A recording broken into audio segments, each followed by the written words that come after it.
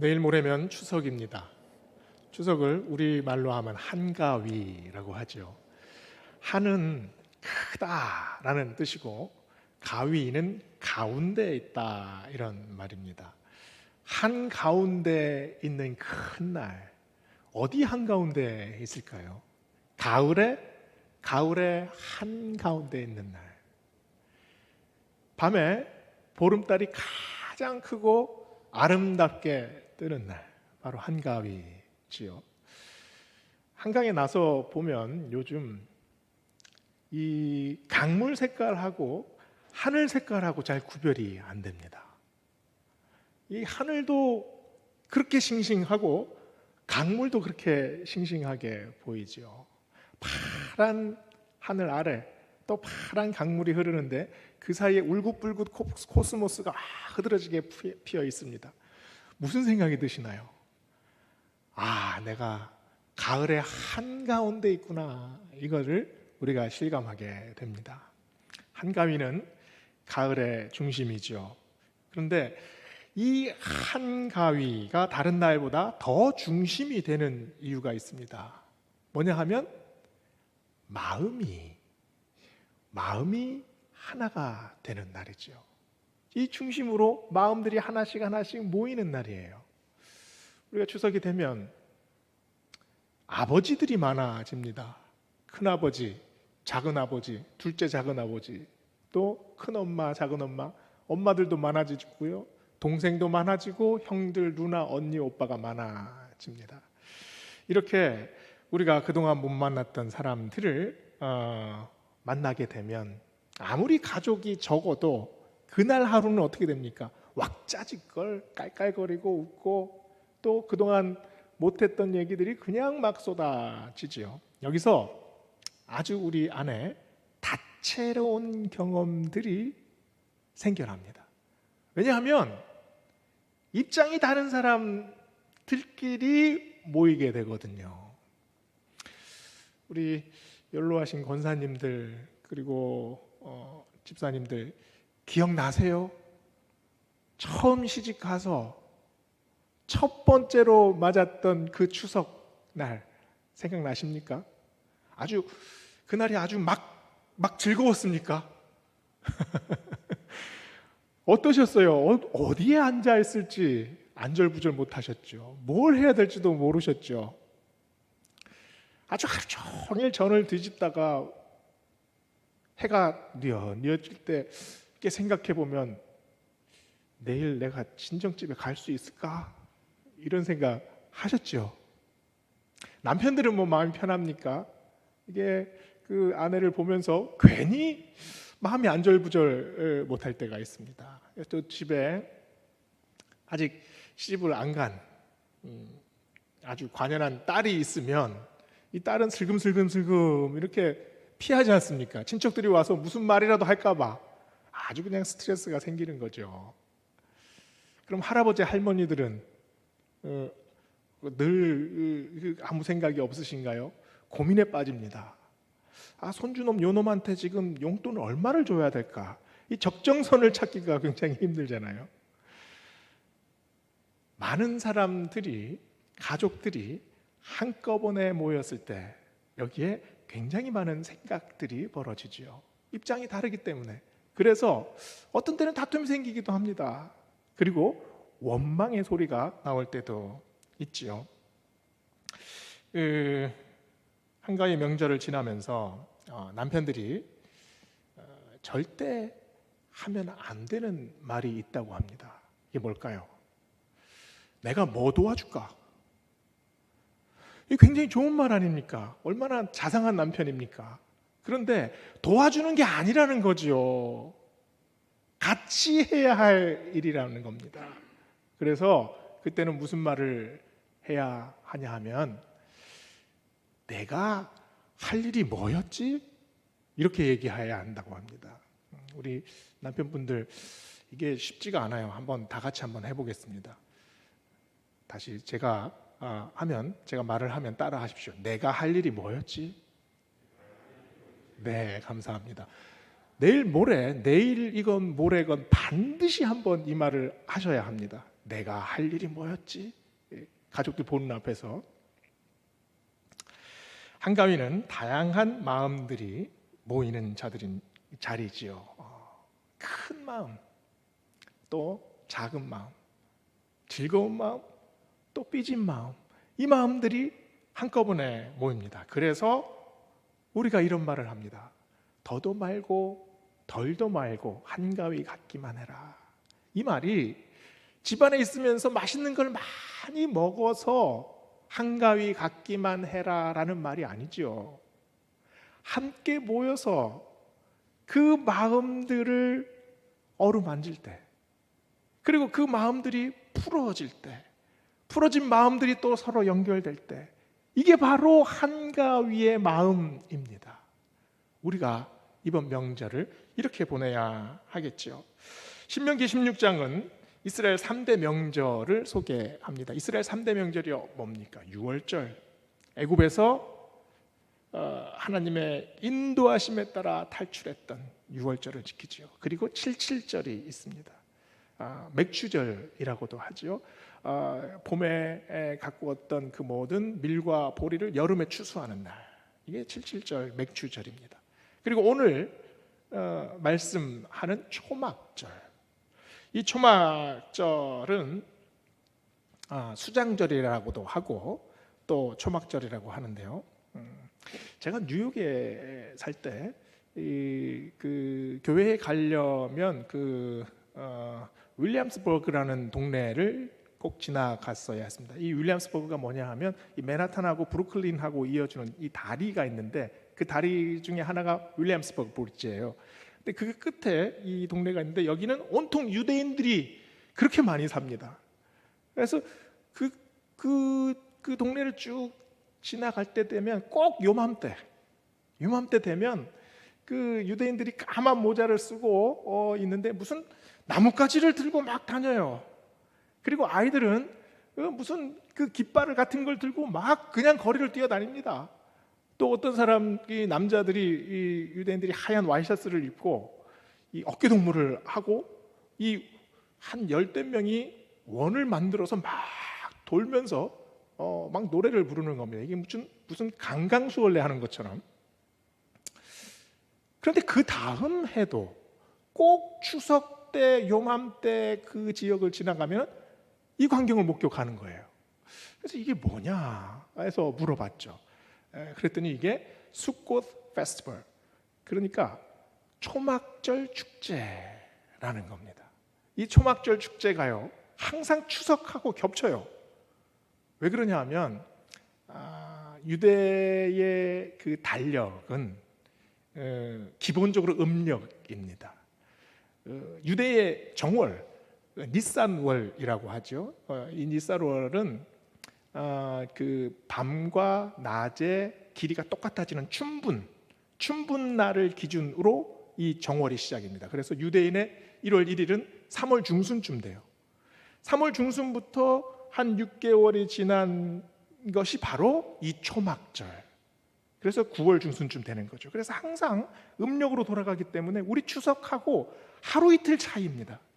그래서 항상 추석 때가 되면 이 초막절 행사를 하는 걸 보게 되는 거죠. 그래서 초막절을 수장절이라고 부릅니다. 수장절이라는 게 뭡니까? 곡식을 추수해서 저장하는 절기다, 이런 말이죠. 오늘 13절을 보세요. 너희 타작마당과 포도주 틀의 소출을 거두어 드린 후에 이래 동안 초막절을 지킬 것이요. 그리고 15절 보시면 너는 이래 동안 내 하나님 여호와 앞에서 절기를 지키고 내 하나님 여호와께서 너의 모든 소출과 너의 손으로 행한 모든 일에 복 주실 것이니 너는 온전히 즐거워할지니라. 농부가 가장 즐거워할 때가 언제입니까? 1년 내내 열심히 들판에서 일했습니다. 봄바람이 살랑살랑 불 때 그 파릇파릇한 모판을 가지고 심었지요. 여름 떼학볕 밑에서 땀을 뻘뻘 흘리면서 잡초를 뽑았습니다. 그리고 황금 물결이 확 이렇게 몰아칠 때 그 논두렁사리를 헤집고 다니면서 볕단을 베었죠.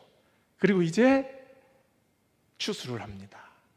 그래서 가마니에 그냥 빵빵하게 곡식을 넣어서 그거를 이제 저장고에 이제 넣는 날, 그때 얼마나 가슴이 벅차오르겠습니까?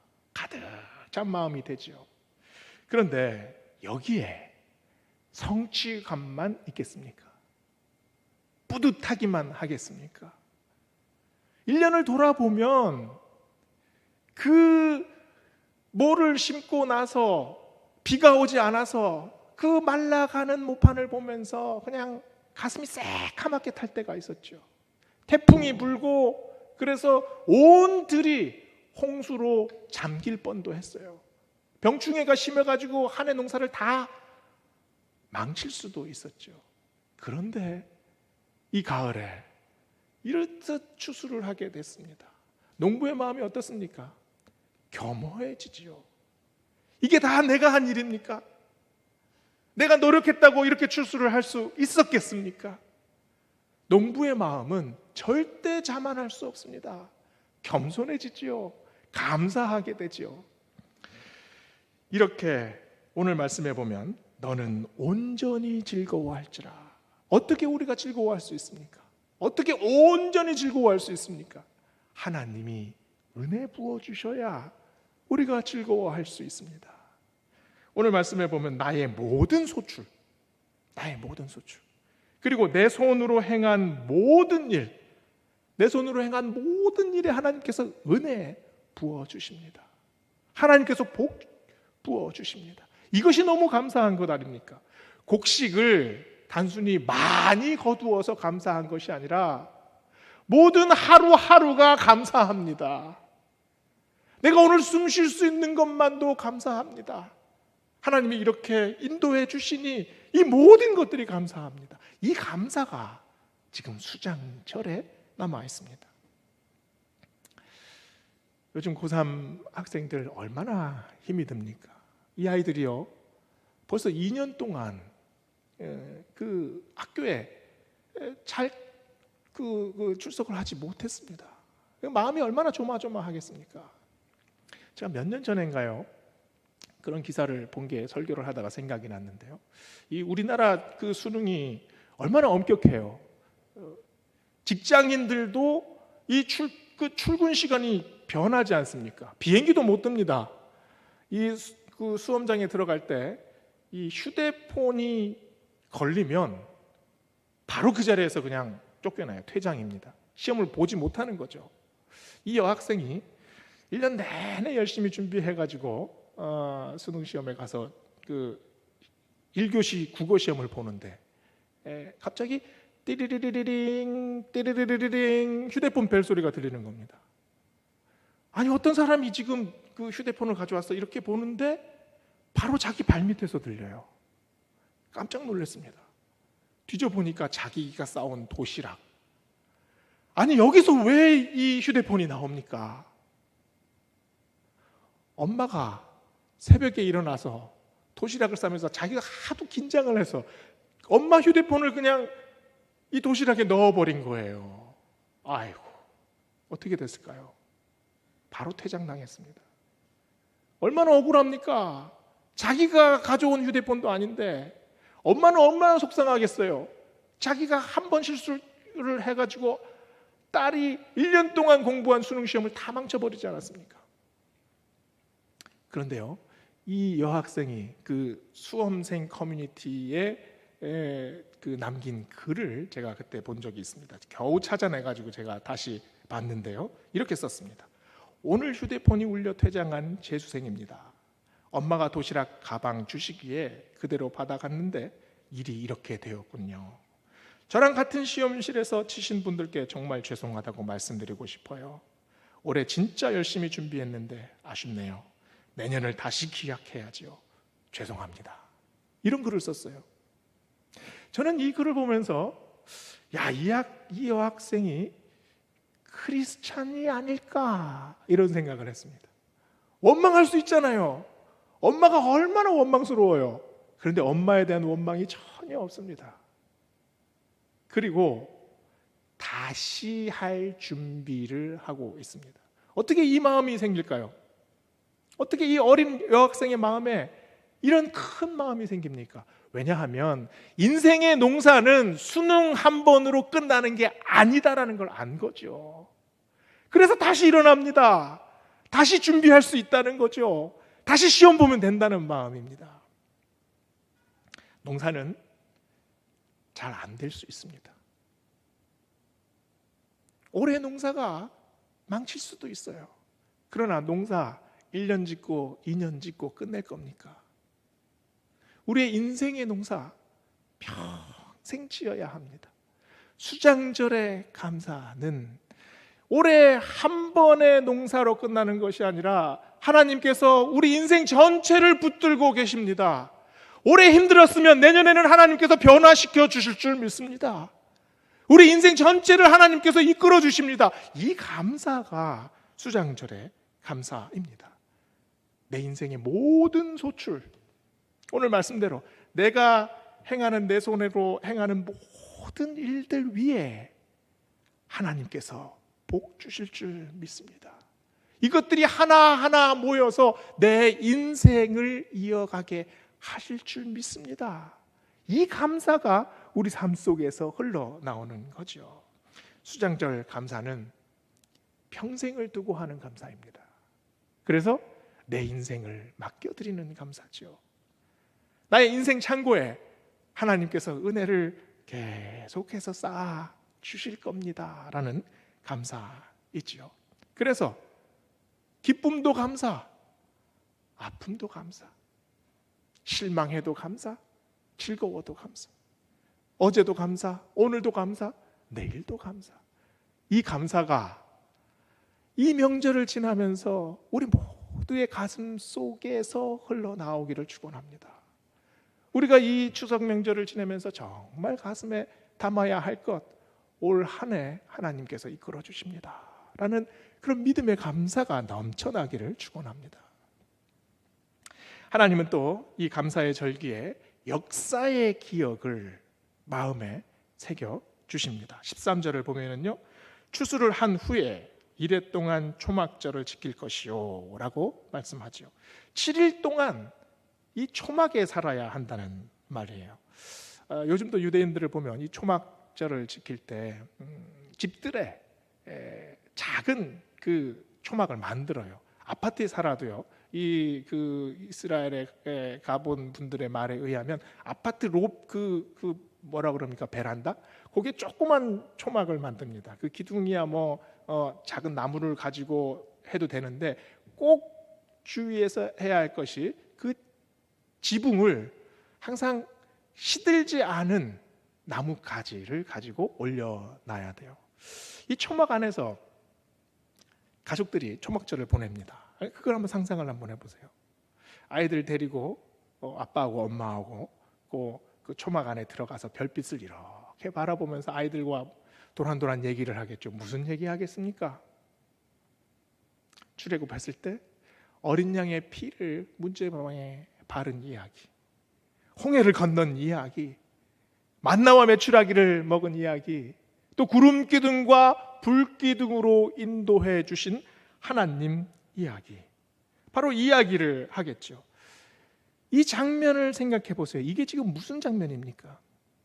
아이들을 데리고 지금 엄마와 아빠가 출애굽의 그 현장으로 들어가는 겁니다.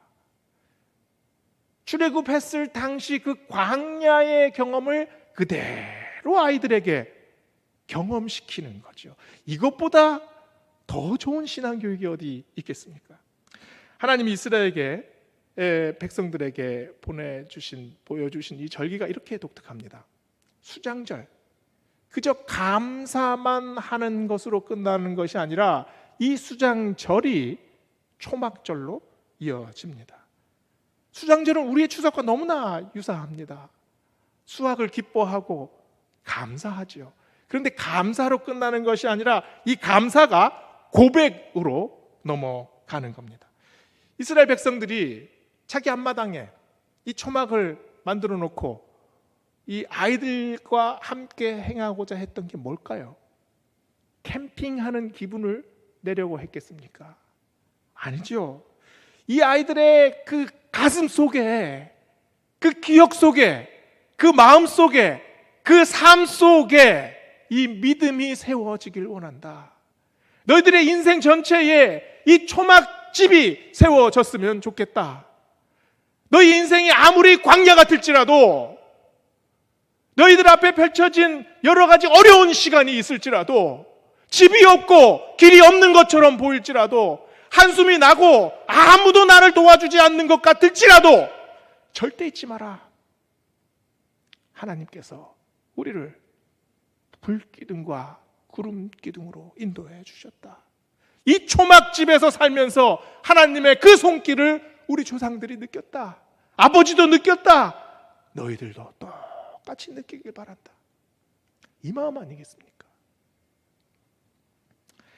감사는 과거만 돌아보지 않습니다. 감사의 마음에는 그저 위로, 그저 안도감만 있는 게 아니죠. 감사에는 돌파의 능력이 있어요. 과거를 기억하죠. 그런데 그 과거를 기억하는 그 마음에 미래를 돌파하는 그 믿음이 숨어 있다는 말입니다. 초막집을 지은 이유가 뭡니까? 그 초막집에서 영원히 살 게 아니지 않습니까? 여기에는 이스라엘 백성들의 아주 상징적인 고백이 있죠. 하나님이 우리를 어떻게 인도하셨나요? 나의 삶을 돌아보면 우리가 뭐 가진 게 있었습니까? 정말 허허벌판에, 광야에 그냥 내던진 인생 아니었습니까? 그런데 하나님께서 우리를 선택해 주셔서 은혜 베풀어 주시고 먹이시고 입히시면서 여기까지 이끌고 오셨습니다. 꼭 끌어안으셔서 여기까지 인도해 주셨습니다. 그 고백을 하는 날, 그게 바로 이 초막절의 감사지요. 그러나 이 초막절은 여기서 그치지 않습니다. 한 번 더 나아가요.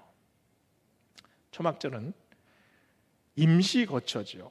40년 동안 초막에서만 사는 것이 아닙니다. 가나안으로 넘어갈 때가 반드시 오지요. 우리가 살 곳은, 우리가 영원히 살 곳은 초막이 아니라는 겁니다. 광야를 걸어갑니다. 초막집에 삽니다. 그러나 우리가 가야 할 방향은 확실하게 정해져 있어요. 하나님 나라를 향해서 우리가 한 발자국 한 발자국 걸어가지 않습니까? 초막절의 정신, 초막절의 믿음은 우리의 삶의 거처가 이 땅에 있지 않습니다. 40년 동안 광야길을 거치면서 이곳에 묵을 뿐 우리의 방향은 따로 있습니다 라는 믿음의 고백입니다. 그래서 초막절에 온 가족이 함께 모여서 우리는 하나의 믿음을 가지고 나아가고 있습니다. 같은 믿음, 같은 소망, 같은 고백, 이것 가지고 하나님 나라 향해서 나아가고 있습니다. 이 고백을 하는 겁니다. 초막절의 감사는 그래서 온 가족이 함께 올려드리는 감사지요. 14절을 보세요. 절기를 지킬 때에는 너와 내 자녀와 노비와 너의 성중에 거주하는 레위인과 객과 고아와 과부가 함께 즐거워하라. 이스라엘 백성들이 40년 동안 광야 생활을 하면서 얼마나 지치고 얼마나 힘들었겠습니까? 그런데 이 고난을 이겨낼 수 있는 따뜻한 마음, 우리 마음에 이렇게 움직이는 마음의 고향이 있다면 그것이 어디일까요? 가족입니다. 가족을 통해서 위로받고 정말 지치고 힘들 때 가족이 안아주고 등 두드려 줄 때 우리 마음이 살아나는 경험이 우리 모두에게 있지 않습니까? 서너 달 전에 페이스북을 보면서 이런 그 사진을 봤습니다. 초등학교 2학년 된 아들이 그 엄마에게 선물을 줬어요. 근데 이게 쿠폰북이라고 합니다. 이 쿠폰북에 자기가 삐뚤삐뚤 글씨로 이제 쓰고 색종이로 오려서 이제 쿠폰북이라는 걸 만들었어요. 그 쿠폰북이 뭐냐? 안마 쿠폰, 또 설거지 해주는 쿠폰, 또 독특한 게 보디가드 쿠폰이라는 걸 만들었어요. 그러면서 그 밑에 뭐라고 썼냐 하면 엄마를 괴롭히는 사람이 있을 때 이 쿠폰을 사용하면 자기가 달려가서 엄마를 구해 주겠다는 겁니다. 초등학교 2학년이. 여러분 혹시 그 자녀에게 처음 이런 편지를 받아 보셨을 때 기분이 어떠십니까? 코끝이 찡합니다. 아무것도 아닌 것 같은데 그거 받았을 때 왠지 울컥하는 마음이 있어요. 그런데요, 저는 조금 더 감동이었습니다. 왜냐하면 이 아들이 입양된 아들이라는 걸 저는 알고 있었거든요. 이 가정이 자녀가 없어서 오랫동안 마음고생을 했습니다. 그런데 입양한 이 아들을 데리고 키우는 모습을 제가 알지 않습니까? 이분이 글에 이렇게 적었어요. 삶이 지치고 힘들 때 이 작은 색종이 한 장 바라봤을 때 내 마음이 피어나는 것을 느꼈습니다. 핏줄이 섞인 아들도 소중합니다. 그러나 가족이 되면 더 뜨거운 피가 우리를 하나로 묶어주지요. 오늘 말씀에 하나님은 가족의 범위를 어디까지 넓히시고 있습니까? 절기를 지킬 때에 너와 내 자녀와 노비와 성중에 거하는 객과 고아들까지 함께 즐거워해라. 우리의 가족의 범위는 내 자녀들과 내 부모들과 당연합니다. 함께 즐거워해야죠. 그러나 지금 하나님께서 뭐라고 말씀하시고 계십니까? 객과 나그네와 그리고 고아와 과부와 힘든 사람들 함께 모여서 너희 성 안에서 전체가 다 함께 즐거워해라 라고 말씀하고 있습니다. 한가위를 보내고 있죠. 한가위는 큰 가운데, 우리 마음의 가운데를 의미합니다. 오늘 이 한가위를 지나면서 우리 가운데에서 멀어졌던 사람들이 있습니다. 우리의 중심에서 점점 잊혀져 간 사람들이 있습니다. 친지일 수 있고 또 가족일 수도 있고 또 친구일 수 있고 내가 아는 사람일 수 있습니다. 한가위에, 나의 마음의 중심에, 이 가운데에 우리가 누구를 불러드려야 하겠습니까? 그 언저리에 나가 있던 그분들 생각하며 그분들을 다시 우리 마음으로 불러야죠. 하나님께서 온 성중에 있는 너의 노비들과 또 객과 또 고아와 과부들을 함께 불러 함께 즐거워하라고 말씀하셨습니다. 한가위 감사는 우리 삶에 감사를 담는 일입니다. 감사를 내 마음에 담는다는 것은 그것은 하나님께 가까이 가는 일이죠. 우리가 하나님께 가까이 갈 때 기도합니다. 또 봉사합니다. 그러나 기도보다 봉사보다 더 세밀하게 또 우리의 삶 속에서 금방 하나님과 가까이 갈 수 있는 일은 바로 감사예요. 내 삶 속에 일어나는 작은 일에도 감사, 아주 어려운 일에도 감사. 이 감사가 내 삶 속에서 계속해서 움직여지면 우리는 하나님과 가까이 갑니다. 하나님 마음과 계속해서 밀접하게 만납니다. 만 가지 사건을 경험하지요. 그러면 그 만 가지 사건 속에 만 가지 감사가 생겨나기를 원합니다. 그래서 우리의 삶이 하나님이 이끌고 계십니다. 오늘 말씀을 보면서 나의 인생의 창고에 하나님께서 은혜를 계속 부어주시길 원합니다. 그리고 내 삶 속에, 우리 가정 속에 믿음의 초막집이 세워지길 원합니다. 그래서 우리 가족 전체가 손잡고 한 가지 마음, 한 가지 믿음으로 하나님 앞에 나아가길 원합니다. 그래서 추석 그날에도 함께 예배드리며 이 감사의 마음이 하나님께 올려드리는 진정한 제사로 생겨나기를 원합니다. 기도하시겠습니다.